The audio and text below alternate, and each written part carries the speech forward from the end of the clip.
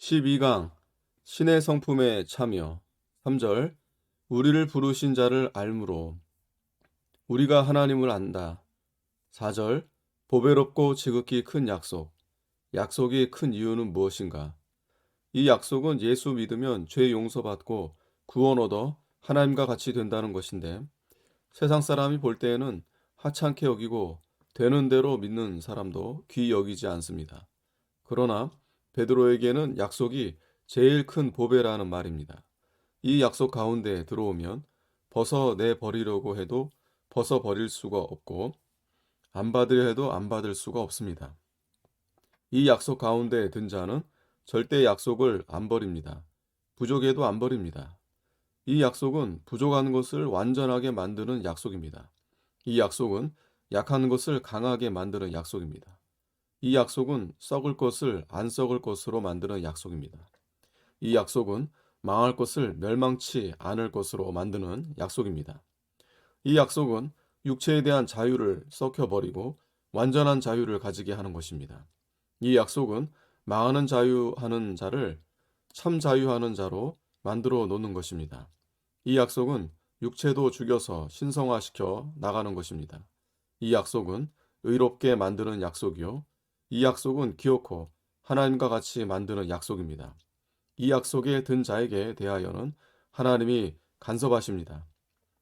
처음에는 사랑의 감화로 권고하고 처음에 안 들면 하나님의 능력의 손이 나타나고 그래도 안 들면 큰 곰국이 들어옵니다. 기어코 믿게 만들어 놓습니다. 하나님은 한번 불러서 착수한 다음에는 끝끝내 하고야 맙니다. 정욕을 인하여 세상에서 썩어질 것을 피하여 믿으면 정욕이 무능력하게 되는 것입니다. 신의 성품에 참여, 구원을 이루어 나가게 하기 위하여 우리를 세상에 두었습니다. 자기 속사람을 잘 만들어 놓는 그 사람은 참 일꾼입니다. 다른 사람을 살리는 것입니다. 5절 믿음. 이하 8종은 믿음이 무엇이라는 것을 분석하는 것입니다. 덕은 착한 일에서 요지, 착한 정신을 가지고 착한 일을 해 나가는 요점입니다. 덕은 믿음의 한 원소가 되는 것입니다. 믿으면 덕스러운 행동이 나오는 것입니다. 믿을 것 같으면 남을 도와주고 남을 위하는 것이 쏟아져 나오는 것입니다. 남을 위해서 고생하고 남에게 편리를 주고 남을 위해서 희생을 하면서 남의 길을 열어주는 것이 곧 신자의 행위입니다. 지식. 지식은 믿음의 한 원소입니다. 믿음 속에서 지식이 한 원소가 되어 있는 것입니다. 이것은 영이 가지는 신령한 지식입니다. 자기 영을 만들고 하나님을 섬기는데 써먹는 것입니다. 믿으면 하나님을 알고 하나님을 배우게 됩니다. 이해적 지식과 경험적 지식이 있습니다. 전자는 믿는 이치, 도리를 배우는 것이고 후자는 행해보면 그 도리대로 될 때 지식을 얻는 것입니다. 그러므로 일꾼이나 교인은 먼저 성경을 많이 보아야 됩니다. 다음에 말씀을 실행해야 됩니다. 절제, 마디가 있습니다. 똑똑 끊어 놓는 것, 문란하지 않고 법칙이 있습니다. 자기를 제재하여 마디가 있습니다. 준칙을 정하고 삽니다.